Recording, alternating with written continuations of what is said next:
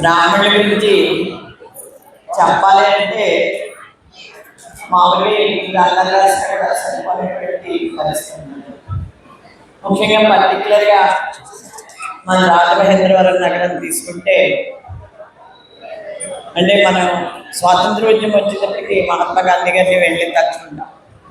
కానీ సైమన్ కమిషన్కి ఆ రోజున గుండె ఎదురెడ్డినిచ్చినటువంటి ప్రకాశం మంత్రి గారిని గుర్తు తెచ్చుకుంటే బ్రాహ్మణుల ధైర్యం సాహసం ఏంటన్నది మనందరికీ కూడా అర్థమయ్యేటువంటి పరిస్థితి. ఇవాళ రాజకీయాలు పూర్తిగా తయారయ్యి ఎక్కడ చూసిన అన్యాయం అరాచకం అనేది రద్దయిపోయింది. అటువంటి రాజకీయాల్లో మనం గుర్తు తెచ్చుకోవాల్సినటువంటి వ్యక్తి ఏపీ నాగేశ్వరరావు. అంటే రాజమహేంద్రవరాన్ని ఒక్కసారి మనం గుర్తు తెచ్చుకున్నట్టు రాజమహేంద్రవరం నగరంలో ఉండేటువంటి ప్రముఖుల్ని గుర్తు తెచ్చుకుంటే వాళ్ళ చరిత్రలు రాయటానికే ఎన్ని గ్రంథాలు రాసినా కూడా మనం సరిపెట్టలేమనేటటువంటి పరిస్థితి. సీతానగరవాసం గురు సాంపతి గారు లేదా వంగవేలి దీక్షిత్ గారు వీళ్ళందరినీ ఒకసారి గుర్తు తెచ్చుకుంటే ఇవాళ మనం ఇలా స్వేచ్ఛవాయువులు పీల్చుకుంటూ సంతోషంగా అందరం తిరుగుతున్నాము అంటే దానికి కారణం ఆ మహానుభావం చేసినటువంటి కృషి అనేటటువంటి వాస్తవమైనటువంటి విషయం అని చెప్పేసి తెలియజేసుకోవాలి. ఆనాటి నుంచి ఈనాటి వరకు కూడా, అంటే మన వేదకాలం పురాణ కాలం నుంచి ఈరోజు వరకు కూడా బ్రాహ్మణులు అనేటప్పటికీ ఒక ఈ ప్రపంచానికే ఒక జ్ఞానాన్ని అందించినటువంటి నిధికి సంబంధించినటువంటి జ్ఞానం అనేటటువంటి నిధికి సంబంధించినటువంటి అనుకోవాల్సినటువంటి అవసరం ఉంది. పక్కనే హేమలత్ గారు ఉన్నాయి.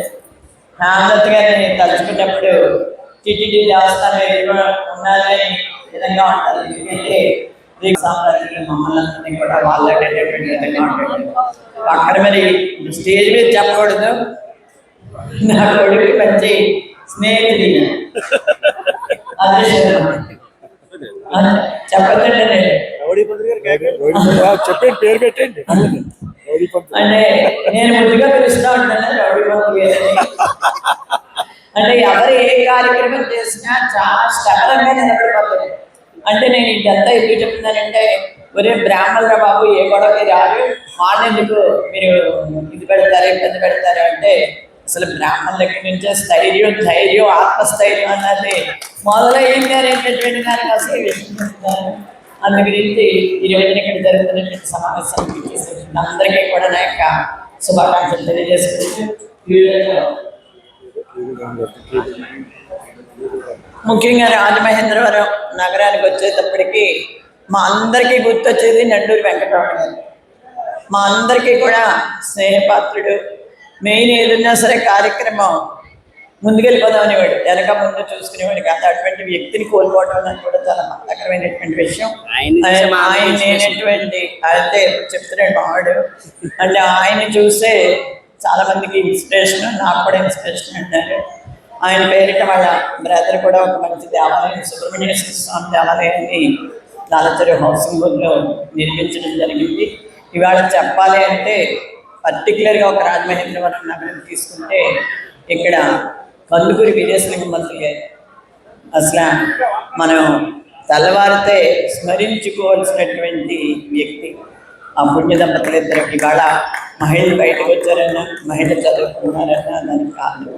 ఇంకా బాగా చెప్పుకోవాలి అంటే స్వాతంత్ర సమరోద్యమంలో మేము అందరినీ అరెస్ట్ చేస్తాం. శాసనోల్లంఘన అన్నది జరగడానికి వీల్లేదు.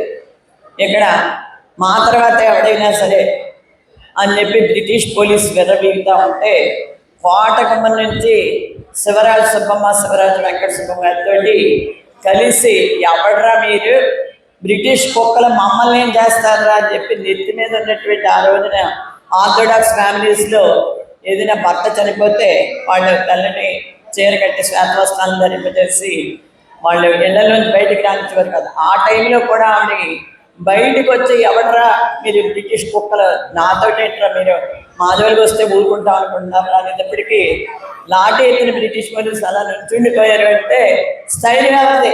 ఎవరిచ్చారు ధైర్యాన్ని? స్వాతంత్ర సమరోద్యమంలో గాంధీ గారి చేత దేశ బాంధవ్యాన్ని పిలిపించుకోబడినటువంటి దువ్వూరి సుబ్బమ్మ గారు మన బ్రాహ్మణ కుటుంబానికి చెల్లింది అనడానికి మన అందరం కూడా సంతోషించాలి.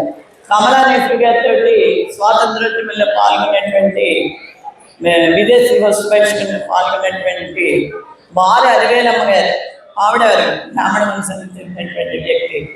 అందరూ కూడా మాకు 3 నెలలు వేసారు, 6 నెలలు, 3 సంవత్సరాలు వేసారు, 6 సంవత్సరాలు వేసారంటే నేను ప్రెగ్నెంట్ తోటి ఉండడం వల్ల 3 నెలలు వేసారని చెప్పి గొల్లుని కోర్టు పెట్టేటువంటి వ్యక్తి ఎవరు? కాశీపట్నం వెంకటరమణ గారు.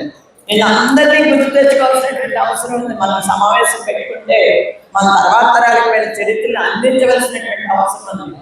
ఇవాళ చదివేస్తున్నాం, బట్టి పెట్టేస్తున్నాం, కానీ అది కాదు.